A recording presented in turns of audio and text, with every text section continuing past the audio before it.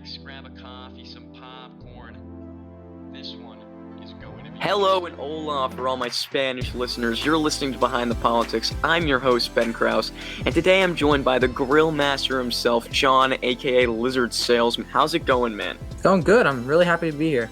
See, Jon and I, we're both members of Verbum, and we become a very great co-mod duo, I'd say. Dynamic duo, I would say. Dynamic duo, yeah. I think the people really like us as co-mods. I think our personalities they complement each other very well. We've gotten ourselves a following on our debates of a certain cult, but I'm really happy to be here talking about some election news, some COVID news, and international news. We're gonna have a good time here.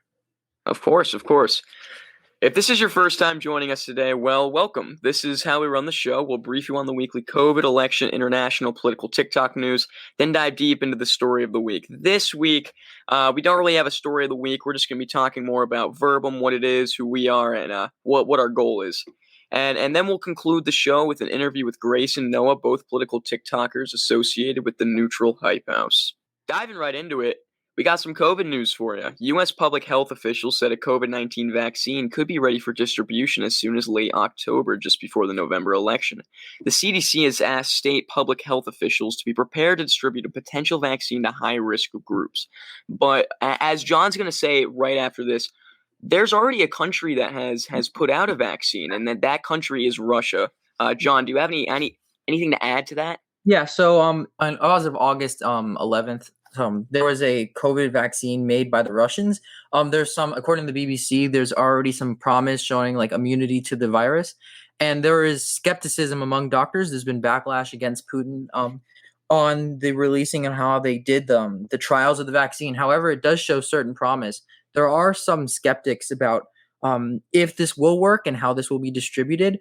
But it is positive news as of now. Yeah, and there's skeptics, of course, for America's vaccine, and people are worried that Trump's administration is pressuring the FDA to rush out a vaccine. But Kayleigh McEnany, White House press secretary, told reporters that no one is pressuring the FDA to do anything. So I guess that's good news. But we got some case statistics here for COVID. The United States is now at 6.3 million cases with 189,000 deaths. Worldwide, there are 27.2 million cases with 890,000 deaths. India surpasses Brazil to be the second country with the most cases. So for some election news, Trump allegedly made claims that the military veterans were losers and suckers in 2018. This story was published by The Atlantic, and it was sourced anonymously. Trump said that this was a fake story, and Kayleigh McEnany, Trump's press secretary, said in a press briefing this was fake news, citing 10 sources, went on the record debunking these lies. McEnany also showed an email during the press briefing that Trump did not go to the American cemetery in Paris because of the weather. Secret Service did not let him in, and the helicopter could not be flown, not because he didn't want his hair to be wet, which is what The Atlantic reported. And this is very bad for Trump. This is all true. Pretty damning for him and his voter base. What do you think? Oh, for sure. His voter bases are all conservatives who really respect the military. And if this is correct, what he said, that he said veterans are losers and suckers, it's not a good look for his voter base at all, because it just isn't. It simply isn't. Yeah. But yeah, and so for just expanding on it, and also what makes it kind of interesting, this isn't necessarily a partisan thing. We see that Jennifer Griffin, a national security correspondent for Fox News, confirmed on Twitter that one senior Trump administration official said that Trump did say anyone who went to Vietnam War was a sucker. Among other things, such as he did not want to go to the American cemetery in Paris in 2018. So yeah, this is kind of interesting. This isn't necessarily a partisan thing that's going on right now. And we still don't know who that senior official was at this time. Everyone that's the one thing that's a little shaky about this topic, is that all the people that said these claims reported it anonymously. Yeah. So we'll have to look more into that. So if the election were to happen on September 7th, Biden would be receiving 269 electoral votes and Trump with 122. with some votes in between. Of course, this will change and can change, and I definitely see it changing. Moving into some international news, following up on a developing story from last week, Russia rejects any involvement in the Navalny situation. Again, Navalny was poisoned on his way back from Siberia to Moscow. He was one of Putin's most prominent critics, and he got poisoned by a Novichok agent, which is a Soviet-era nerve agent used to kill Soviet spies back in the day. So Kremlin spokesman Dmitry Peskov rejects any suggestion that Russia was behind the attack on Navalny, saying, quote, "There are no grounds to accuse the Russian state, and we are not inclined to accept any accusations in this respect," end quote. I'm not good with names, but Sergei Narshinkin, the head of Russia's SVR, Foreign Intelligence Agency, explains that the possibility of other countries orchestrating the poisoning to stir up trouble could not be ruled out. Now, this is interesting that he says this, because one of the first people to report on this is Germany. This could just be me being a conspiracy theorist, but I don't know. It's interesting to think about that another country could be orchestrating the poisoning to stir up trouble. Russian prosecutors said that they see no reason to launch a criminal investigation because they found no sign of a crime being committed. Of course, Germany commented, with Angela Merkel commented, that this is a crime. So it's weird to see how different countries differ on this situation. As of September 7th, it was reported that Navalny is no longer in an induced coma. The third week of protesting surges in Belarus after the people in the country claimed that the August 9th election was rigged. Belarus President Alexander Lukashenko has been in power for 26 years and is termed Europe's last dictator. The huge opposition of the movement that has been brewing up due to the claims that he rigged the election caused him to use brute force to suppress these protesters. Belarus's opposition leader asked the United Nations for help to stop the human rights violations and the excessive force by the Belarusian security service against the protesters. She was detained for 7 hours and was forced to leave the country. Belarus has strong ties with Russia, and Russia supports Belarus and believes the election was fair. In other news, Hong Kong protests arise again after Chief Executive Carrie Lam postponed the September 6th election due to COVID. Lam blamed the upsurge in coronavirus cases, but critics said her government was worried of the opposition would gain seats if voting went ahead on schedule. The government insists there is no political motive. 290 people were arrested during the protests for unlawful assembly. Now on to some political TikTok news. Jonah Axum and Jeremy Bakota are debating the gender wage gap on Saturday, September 12th, 5 p.m. Eastern Time, hosted on the Verbum channel. To specify, they're debating on whether the wage gap between the genders is based primarily off their gender. Among other debates happening on Tuesday and Wednesday, check the Verbum's Instagram for more info. And also, stay tuned. We are having our final debate tournament, our finals for our debate tournament. Tune in. It's going to be very exciting, and I hope everyone can catch that. Now, before we continue, time for a short ad break. Did you like the music in the beginning? Because we definitely think so. Special thanks to Tane for making the music. He's extremely talented, and if you want to learn more about what he does, follow his Instagram at TainyBeats. That's TAINEYBEATS. Again, that's TAINEYBEATS. Now diving into what is supposed to be the story of the week. This week we don't really have a story of the week. We're going to be talking more about what Verbum is, what our goal is, and how we achieve that goal. Unfortunately, Alan, our founder and creator of Verbum, it cannot be on the podcast right now. But we have me and John and I. We're both members of Verbum, and I think we can speak for Alan on a lot of things. I'd say Verbum is a platform where we promote civil discourse between people. We do that via debates, pretty much primarily debates right now. Of course, we're opening up into a podcast where it's going to be more information driven, and we hope on adding a TikTok kind of component to it, some informational stuff there. So do you have anything to add to that, John? Yeah, no, yeah, you said it, like, you hit it on the head. So what Verbum is basically is that we want to be able to have good political discourse. It's very hard, especially when you have one-sided things. So that's why we have like class of opposing views, where we can have people debate and like talk about their ideas in a civil manner. The podcast is just so we can be able to reach you guys and talk about some things that we care about, information wise. And then we're trying to get some informational content on YouTube, on TikTok. And I'm really excited for what we're doing now. I joined Verbum a couple weeks ago, and we're a pretty diverse group in the sense that me and Ben have different political ideologies, and we're bringing things in a manner that we're trying to promote things that we want to be able to have everyone enjoy it. Yeah, no, I agree, and the part where you were talking about how we all kind of have different political views, I think that's key, because we have people from all over there's 4 of us. We have people from all over the spectrum right now, and I think it's important to have people from all parts of the spectrum, and that, and it kind of shows that we can all agree on things, and it's not all partisan and Yeah, bad and feelings. especially this podcast. We had Kai on last week.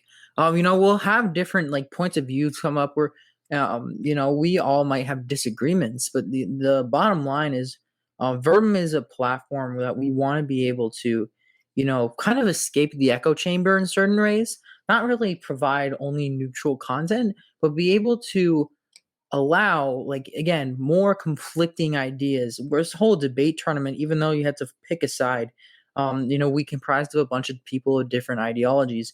And then also we've had the clash of opposing views.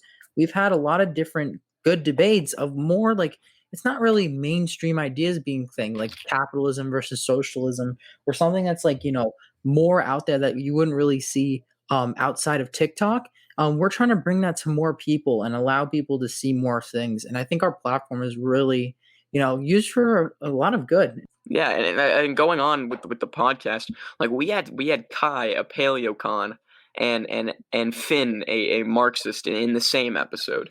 So it really we preach bipartisanship, and we preach I guess, I don't know what the best word for is. I think it's tolerance, I guess. Yeah, it's less. I think it's less. Maybe bipartisanship, but it's more just allowing people to see different perspectives, and I think that's the best thing, because we're stuck.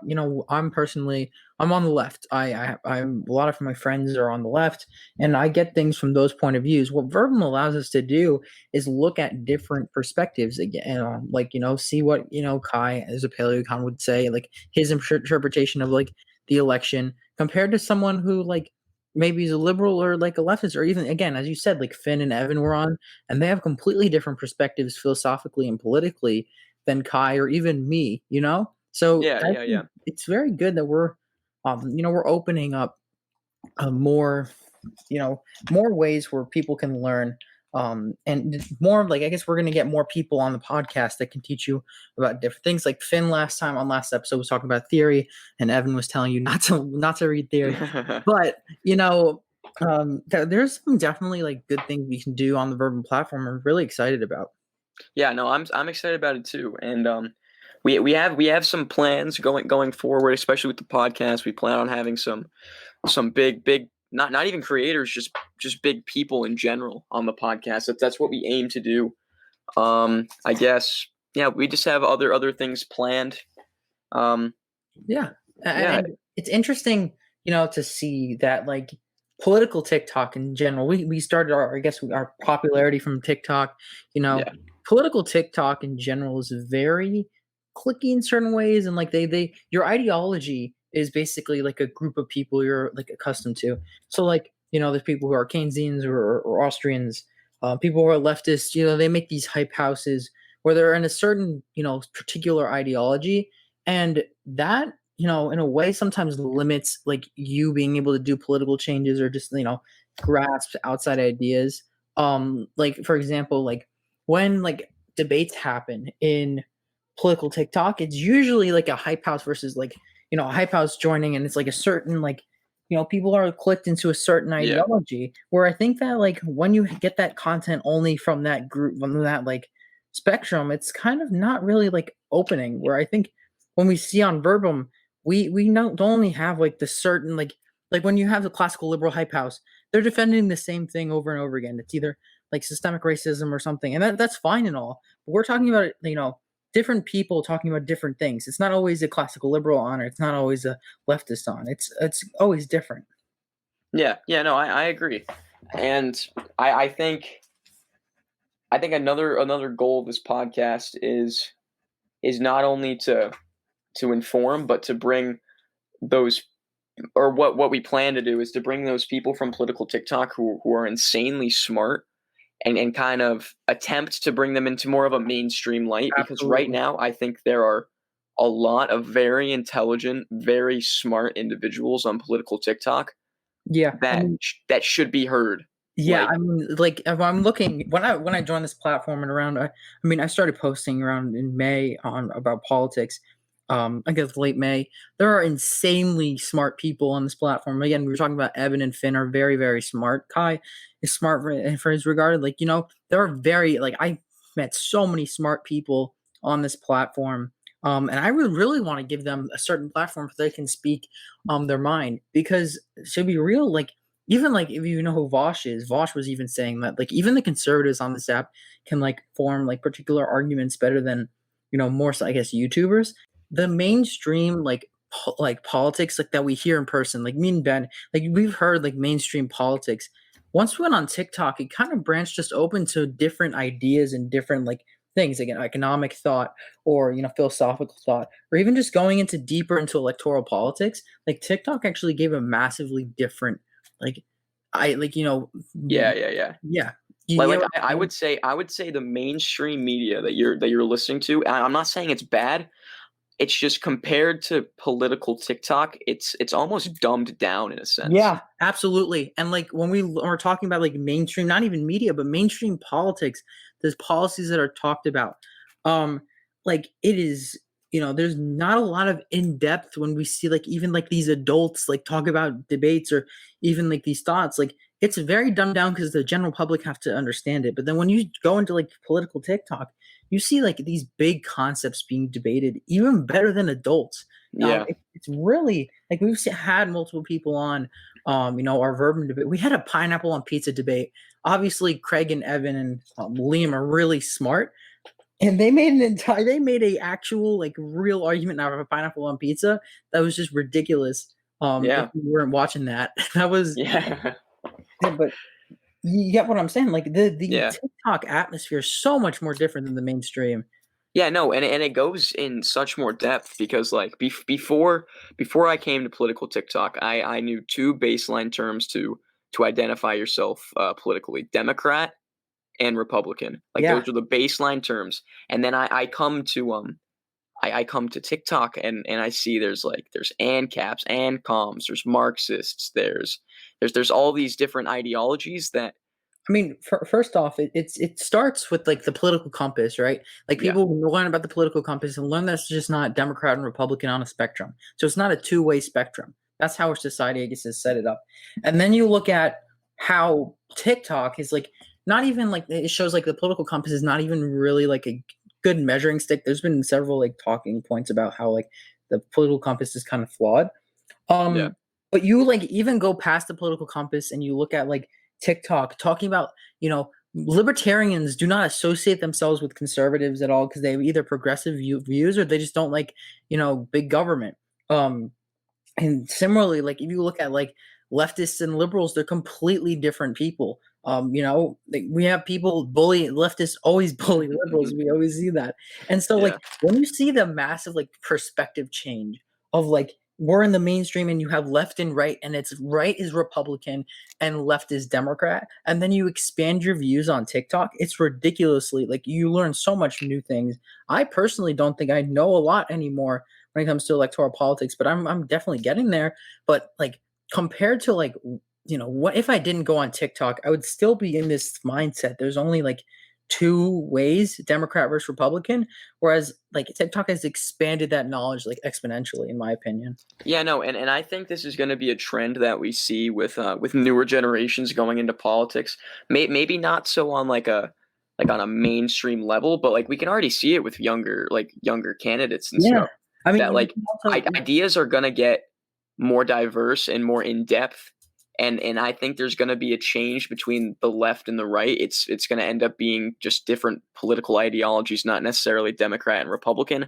So seeing this political TikTok, I think we're seeing I'm not going to say a change, but we're seeing the beginnings of a shift But I in think also in American politics. it kind of galvanized. Like, we're not even like, me and you are on a specific side of TikTok. We have a different like. I mean, I think you're like, you identify as like a classical liberal. Yeah, classical liberal. I don't know what I am. I'm either like something like a social democrat or something at this point. I'm not necessarily sure. However, like, when I'm on a certain side of TikTok where, like, I guess most of my friends are like on the left, various, and I follow some people who are on the right as well. But like, when you look at things like the conservative hype house or even like the Democratic hype house, that I saw like a story by Stay Tuned on Snapchat, if you know what that is, by NBC. Yeah. Who covered like the conservative and like Democratic hype house. Even if we look beyond, like, the new ideas that are happening on TikTok when it comes to like debates and like people who are leftists and classical liberals, you see a massive galvanization from conservatives and Democrats on this app. Like, there's a lot of liberals and like conservatives on this app. Like, again, like, conservative hype house is 1.4 million like followers. And there's like this push, like, for like, I guess you won't call it voter base, there's just like the young voters. Like, so much more young people are going into politics, whether it's more deep, like me and you, like, we go a little more deeper into like what a certain, like, ideal.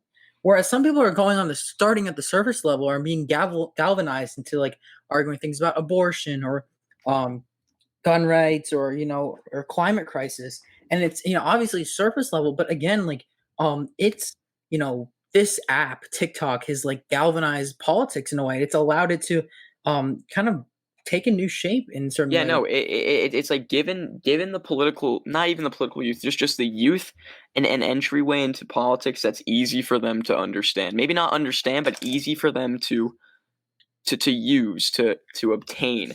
I think it'll really benefit the youth politically, and I think in these next few years, or just the years to come, we're going to see more people politically literate, politically sound. Yeah, absolutely. Yeah, and not necessarily like unified, like thinking. I think there's going to be a lot of diverse thought, actually, and I think it's going to be really beneficial for America, actually.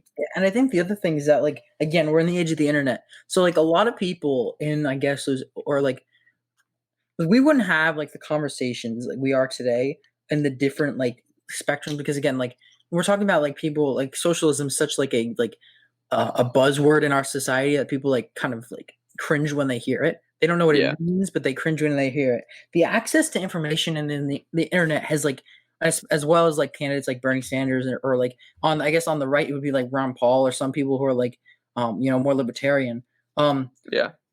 As well as like the access to the internet and like theory, like learning about theory, like reading things, like, political theory like Marx, or like some people are Mises on I guess, economic thought, where it's more accessible to like the public, and you can give like, social media allows us to give directions to like, people to give like recommendations and stuff.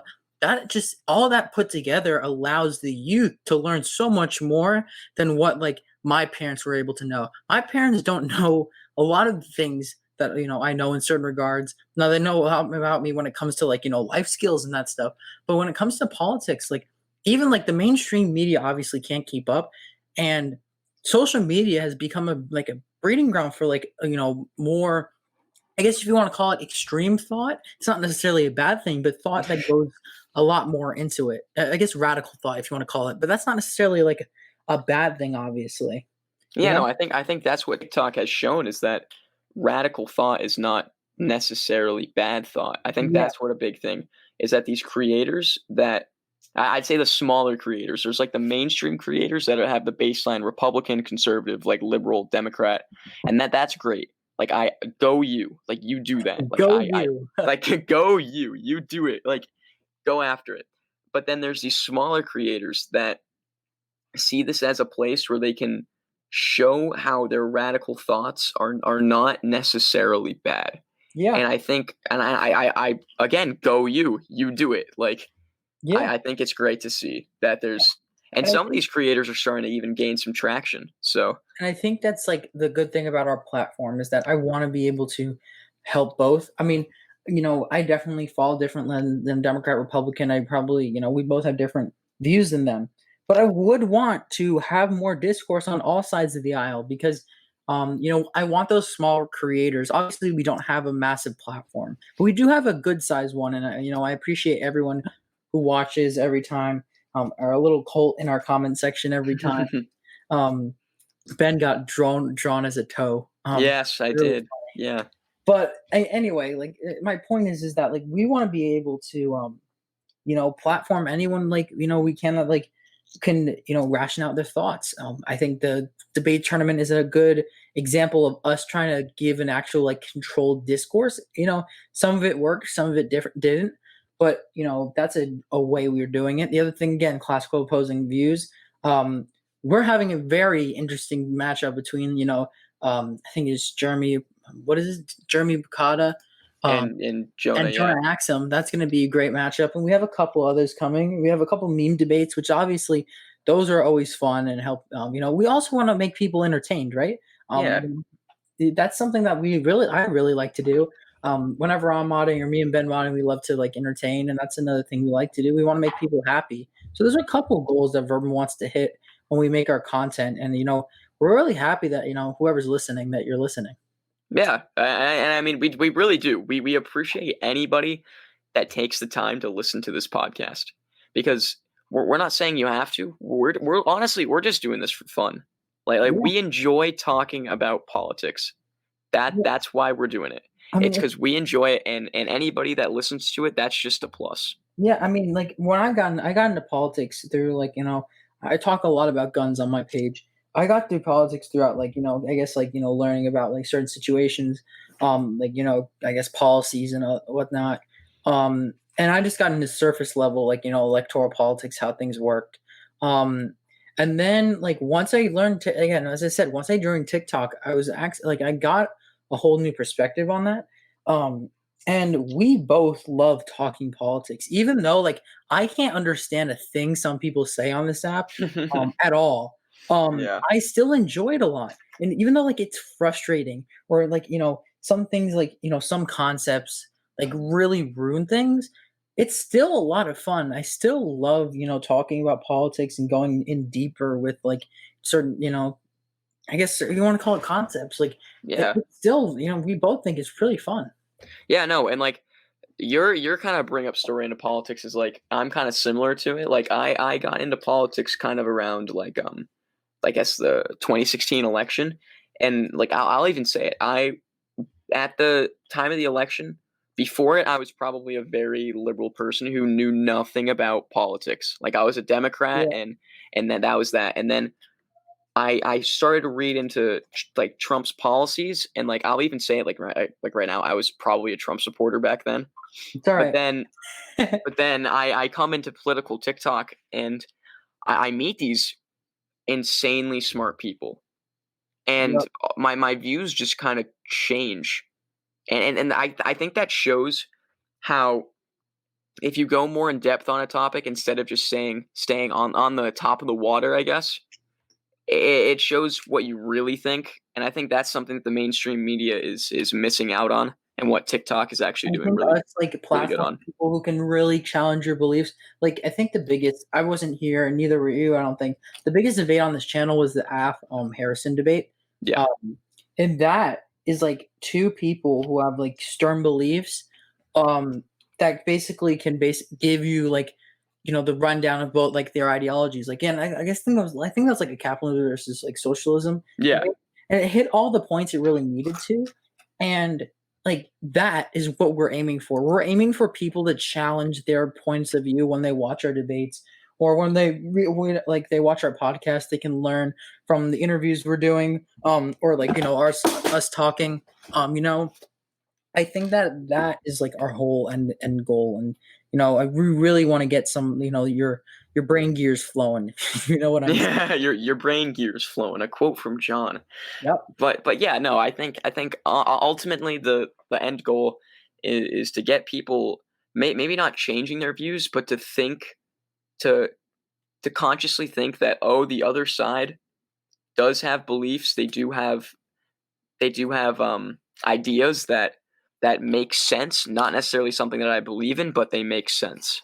I think Yeah. that's what we're trying to do is make people more tolerant of the other side. Yeah, I hear you. But yeah. So now we're gonna move on to an interview with the Neutral Hype House with Noah and Grace. So yeah, John, it was a pleasure having you on. Pleasure talking. I'd love to do this again. Yeah, The Grill Master himself. keep a look. Yes, the Grill Master. We unfortunately couldn't talk about the Grill Pill, but I'd love to be on, and also keep on lookout for the dynamic duo mods. Yes, it really is a dynamic duo. All right. So welcome to the interview portion. Today I am joined with Noah and Grace, members of the NHH, the Neutral Hype House. How are you guys doing today? We're doing good. Yeah, I'm doing pretty well. Awesome. So before we get into the depth of the interview, which is of course your Hype House, I just want to ask you guys some personal, kind of corny questions. But how'd you guys get into politics? Well, I would probably have to say the 2016 election really sparked my interest in politics. And then I would say I probably slowly got more involved. I watched videos like Ben Shapiro and all that. I was kind of like those thug life videos, the general thing everybody used to watch. But then I would say late, like 2019, I started researching and then I got really into it. Yeah, of course. How about you, Grace? So I've actually been into politics for pretty much my whole life. My parents are very into politics. And I remember seeing a Charlie Brown Runs for Class President movie when I was probably 4. And that sparked me to buy a book about presidents.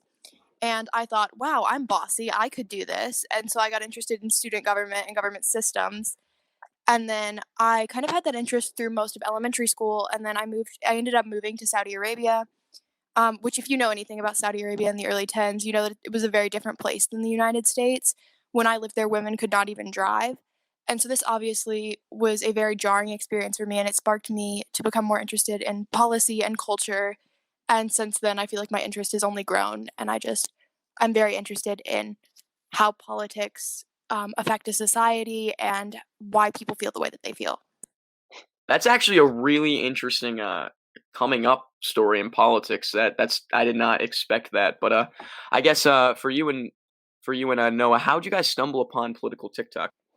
Well, I downloaded TikTok in January, and I really wasn't into the political TikTok. I was really just more into the comedy things, and then eventually one day, a political TikTok page came up. It was the Liberal Hype House, which is now the Anti-Capitalist. They came up, and then I just remember watching, and I thought, well, this is cool because TikTok really brings you into it. I mean, the short videos and generally it just sparks your interest. And from there, I started commenting and I started getting into it. And then eventually I came upon the Republican Hype House. And then, yeah, that's really how I came upon it. How about you, Grace? I found some videos linked on Twitter. I was very interested in the Buttigieg campaign, and so I found some videos about him on TikTok, and then I fell into a rabbit hole and found the Liberal House, the Liberal Hype House, the Democratic Hype House, the Conservative Hype House, etc. And yeah, just went from there. Yeah, for sure. So now we can get into the depth of the interview, the Hype House. So Noah, for someone who's never heard of the Neutral Hype House, tell us about it. Like, what's the story? How did it happen? And Grace, if you want to follow up after. I would say basically for anyone that hasn't heard of it, it's a non-biased page. We attempt to spur political discussion. We give facts on a variety of topics. We also spread the importance of bipartisanship and the tolerance of other political views. I would say the general idea of it was, again, I was scrolling through political TikTok, and the two biggest hype houses at the moment was the Republican Hype House and the Liberal Hype House. And I thought it was a cool idea to create an account. And I wanted to create something in the middle because generally you see this partisan politics and you see people argue and yell and scream. And I thought, well, if I create maybe a middle, we could spur respectful political discussion and maybe preach unity at the same time, and especially in a time where the country is so divided. Yeah, for sure. Grace, you have any follow up on that? Oh, I agree completely with everything he just said. I don't need to add anything. Yeah. So yeah, you explained the story sort of. But Grace, what made you join the Hype House, and how did you join the Hype House? I discovered the Neutral House probably when they had around 3,000 followers, and it was just Noah. And I DM'd the Instagram account. I actually accidentally sent the link to an anti-vaping commercial, but I also sent some information about myself. And a couple weeks later, I got a DM asking if I would be interested in joining, and I of course said yes. And I have just been in the house since then. Yeah. So Noah, you mentioned the preach of bipartisanship. Why do you think bipartisanship is so necessary in today's political climate? Well, I mean, generally you have the disrespect between everybody from different parties. I mean, politics really shouldn't be a divisive thing in this country, and it generally is. And I think prime example of why bipartisanship's important. I mean, you could just look at Congress at the moment. I mean, the current state of Congress, we can't even pass a second stimulus bill for Americans because we just can't agree on something so simple. And I think preaching bipartisanship is a good way to fix politics basically because I think politics is really broken and I think it's currently a huge something that's really divisive for the country at the current moment. Yeah, you have a follow up on that, Grace? I do. I feel that bipartisanship is so important right now. I think that I wasn't looking at it from the lens I'm looking at it now for a long time because I thought that there were some issues where I just completely disagreed with one side on. But I think that a lot of politics on issues like climate change and COVID-19, there's not action being taken because both sides want things done exactly their way and they're not willing to make compromises, which is harmful because when there's no action taken, then neither side is getting what they want.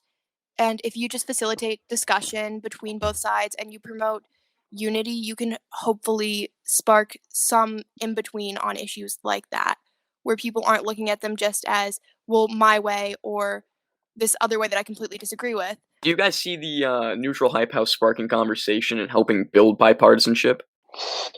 I would say so, yes. I mean, anytime we get people to comment and maybe anytime we get a comment of someone voicing their opinion and then someone else commenting right underneath and trying to spark a discussion and discuss their beliefs, I see that as a win. And I think ultimately, at the end of the day, when someone can have a discussion with someone else and not yell at their face or send insults, and then they could just respectfully walk away and say, "Hey, I didn't notice that point of view, maybe on that issue," and now I can kind of see where you're coming from, and then that's when you start the bipartisanship can really kick in, and you start to understand each other more. Yeah, you have any follow up on that, Grace? I agree with Noah there. I think that anytime we have someone who is debating someone else in the comments or who's expressing why they feel the way that they feel, that's facilitating a discussion that maybe would not have happened otherwise and that can affect the way that someone else sees an issue from there on forward. Yeah, for sure. I guess what I would ask is why do you think people feel the need to yell at each other's faces, and why is the divide so prevalent, especially in today's political climate? Well, I mean, I would say probably because people are, well, they're really passionate about their beliefs. And I think some people, morals, or some people, the way they're brought up, well, everybody sees really different. And I think when you have, well, you have to defend your opinion, of course, but I think generally people just want to be right. They see it as more of a debate all the time rather than a respectful discussion, which I think it should be more of a respectful discussion rather than a debate.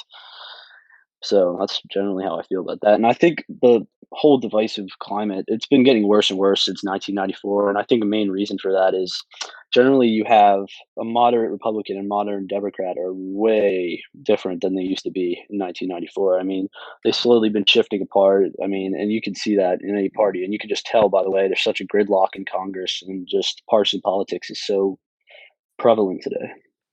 I agree. I 100% blame politicians for the disunity that exists today because I feel more times than not when you look at prominent politicians, whether it's presidential candidates, governors, senators, congressmen, whatever, they are choosing to attack the other side and run smear campaigns instead of trying to work with the other side. And I feel that a lot of the people who are facilitating respect are either old or dead or not as prevalent as they used to be, not to be morbid, but they're not there and there's not voices who are advocating for peace between parties. They're more advocating for their side taking control. I mean, if you look at, for example, um, if you have gone through any of the surveys that the Trump campaign sends out, they refer to Democrats as the do-nothing Democrats. And there's the same rhetoric on the left that's anti-Republican. I mean, if you just political parties are not respecting one another anymore, and I think that that's a big problem. I would pose this question. Do you think this unity isn't at an all-time high compared to previous presidencies? Like, do you think in these last 4 years we've seen a lot more disunification than we've seen ever before? Well, I would say yeah. I would say that essentially it's been getting gradually worse over time. And I think even like before, I think you could say Trump, yeah, Trump has helped fuel the divisiveness in this country. And you could say the same thing about Obama because he 100% did as well. And I think it just gets worse and worse. And until we have a politician that can reach across the aisle or a politician that can respect the other side, you won't see it stop. And you'll just see the divisiveness we're currently seeing. And generally, we just need to get back to respectfulness between each other when it comes to politics. Yeah, I agree with that. I think that especially with the past few presidents that we've had, they have definitely created within their parties a sort of party over policy notion, which should never be the case. Yeah, I agree. And do you think what do you guys have a solution to ending the political polarization, I guess, and kind of coming back to bipartisanship? Like, I don't know if you guys have a set in stone solution for that, but do you have any ideas on how to achieve that? Well, I mean, it all starts at the top. It all starts with the politicians themselves. I mean, when you have them gridlocking in Congress currently about a stimulus bill and then blaming each other, that's one point where, I mean, that's just gonna, of course, that's the main issue at the moment. If the politicians don't reach across the aisle and say, hey, we have this, let's work together on it, then you're not going to see anything from citizens. You're not going to see politics become any better. And until the main parties and the main leaders, such as, Trump, Pelosi, all that, until you see them reaching across the aisle and be respectful, then you're not going to see it. And I think that's a huge thing we have to get past. Yeah. What about you, Grace? Do you have any comments? I don't think that there is going to be one set solution. I don't think that there's anything that we can do that's just going to immediately solve partisan politics. However, I do feel that the kinds of people who we are giving platforms to are in large part enforcing the current division. And I think that a large part of ending the polarization that currently exists in politics is changing the kind of people who are elected. I mean, if you look at, for example, the Mitt Romney types, the Andrew Yang types, the types who look at the other party more as people who disagree with them, but they can work with, than people who are the enemy. And I think that more politicians who have that outlook being elected into not necessarily just the presidential nominee, but into governorships, city council positions, every office across the country is important. Yeah, no, and I was actually going to bring up Andrew Yang because he's someone that both sides kind of look to, because I know a lot of Republicans agree with Yang on a lot of things and are a part of Yang Gang. And I think it's something that we're seeing a lot more and more is that both political parties are starting to move so far. I'm not going to say radical, but they're just moving farther away from their moderate roots. And it's going to be hard to reach bipartisanship when each side is so widely different. Do you have anything to add to that? No, I 100% agree with you. Yeah, I'm on the same page. Yeah. Moving on from that topic, I guess. Do you think your hype house has fulfilled its purposes like we talked about earlier? Yeah, I would say so. I mean, again, anytime you can have a respectful discussion in our comments is a win. And anytime you could see people reaching across and be respectful to others, it's a win for us. And that's generally why we're here, and that's why our account's there. I mean, I would say, yeah, we definitely have fulfilled our purpose. I would agree. I think that whilst they're not as frequent anymore over the summer, sometimes we would have lives and Zooms and things like that where we really got to have in-depth conversations with our followers about issues that are incredibly divisive, like abortion and gun control and why people feel the way that they feel. And I think that kind of discourse has led to a bunch of tolerance that I personally didn't even have before. And I think one of the most striking examples is actually a member of the House, Christina. She's become one of my best friends over the last couple months, honestly, and we disagree on almost everything politically, but I think that there's an understanding that we have where we understand why we both feel the way that we feel, and I think that that's incredibly important, and honestly, if two teenage girls can do it, it's kind of it's upsetting that politicians can't. Yeah. I understand. So, do you have any future plans for your hype house? I don't know if there's any secrets that you guys have, but like, any future plans for the hype house? I mean, yeah. Sorry, you gonna go, Grace? Oh yeah, we have the hostile government takeover planned. Yeah, just that one. I mean, I would say we just created a website in partnership with Middle Ground Hype House, it's politicalyouth.org. It's a place where you can go and you can speak your opinion, your views, and all. And I think that was a huge thing. But I think in the future we want to start moving platforms like YouTube, onto more things, like more platforms. And I think it's a good way to increase the following of the NHH. But generally, we want to keep our platform on TikTok as long as it's there. Yeah. We've talked about doing things like interviews. Maybe we discussed a podcast. We've just talked about shifting platforms a lot. While we still do want to have TikTok, there's been a lot of talk of TikTok being removed, and whilst that's probably not likely anymore, it was still a wake-up call that this isn't the only platform out there that we can use to get our message across. Yeah.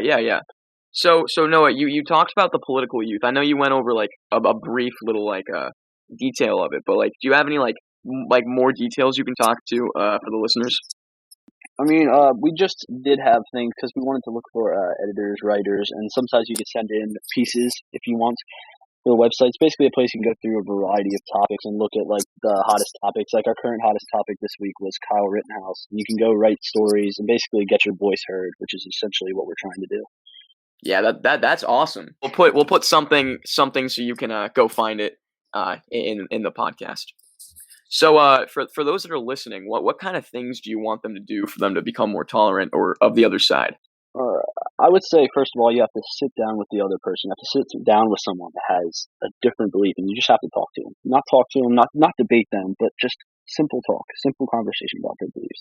And I think that's how you first started, because I think generally everybody just wants to defend their views, which is great, and discussion's the best way to do that, not debate. And I think people just get really passionate, and when they see someone with a different opinion that may offend them or so, they go straight to insults, and with insults comes divisiveness, and that's how we are at our current state. So I think really you just have to sit down, you have to have a conversation with them, and you have to get an understanding of where they're coming from. And once you do that, I think you'll become a lot more tolerant of others' views. Yeah, I agree. I think that conversation is 100% the most important element to tolerance. I think that when it comes to issues like drug laws and law enforcement, the prison system, the justice system, anything that's controversial, people have an emotional attachment to the belief system that they hold. They have a deeper reason for believing it than just, oh, it makes the most sense. And so I think when you understand that, you're more likely to understand why people are so attached to, in a broader sense, a policy. For example, why people are so attached to protecting the access to abortions, or why people are so attached to keeping marijuana criminal. And when you understand that, you can understand how you can best work with the other side and how you can best convince other people that your policy makes sense. And I think that that's important. Yeah, no, it definitely is important. So this is the age-old question, but who do you think will win this presidential election?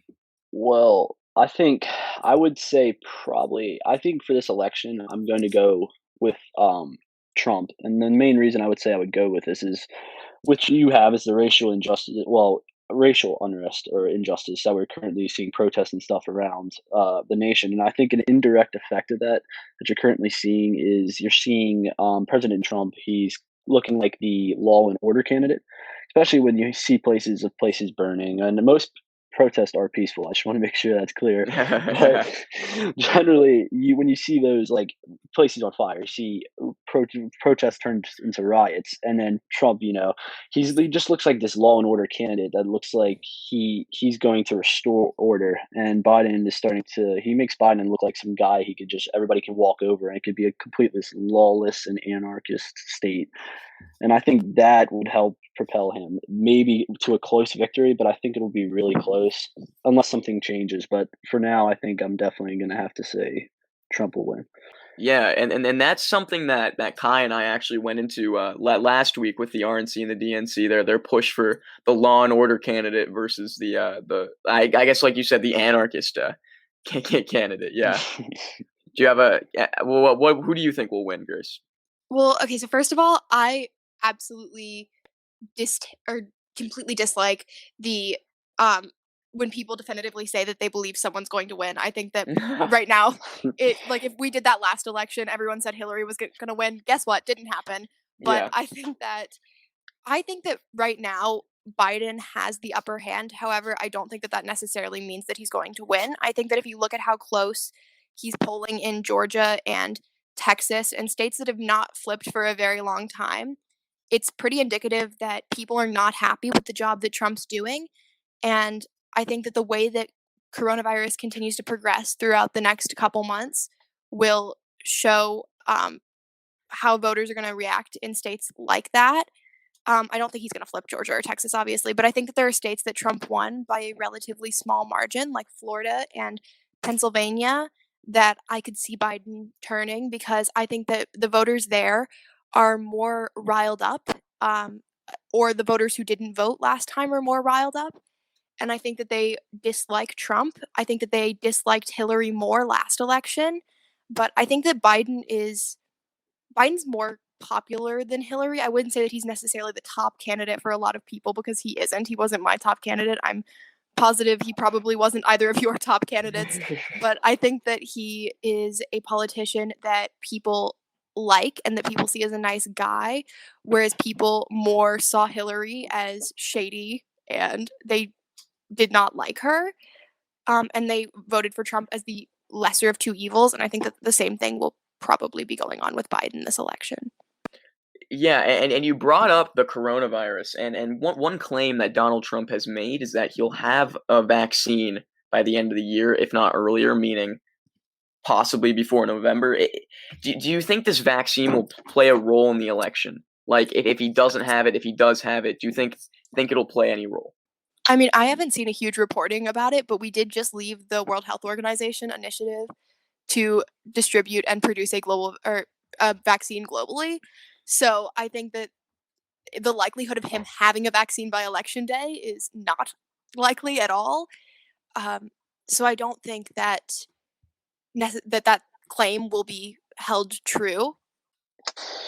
I would say, yeah, it is going to come into play, because I think he's pushing for a vaccine because he does want life to go back to normal. Because I think people are scared when your normal life is disrupted, and we've been in like this for a while now. I think 5-6 months now coming up, and I think if he does get vaccines and he's able to give them out as quick as he can, and we can go back to normal, I think that'll look really good for him. But I think if his promise isn't held, and we don't see him. I heard last time CC was talking about possibly November, and I think if it's not displayed in November, I mean, I don't know. I think vaccines will come into a huge play, and if they are distributed and they do come into, if they are done by then I would say, yeah, that's a huge boost for Trump. Yeah, totally. So that's all she wrote, guys.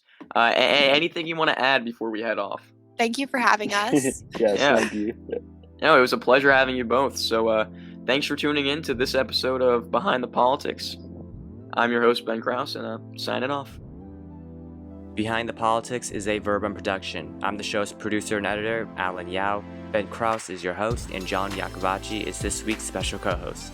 Original music by Tane Dry. Thanks to our special guests, Nolan and Grace from the NHH. Thank you for listening, and we'll catch you next week.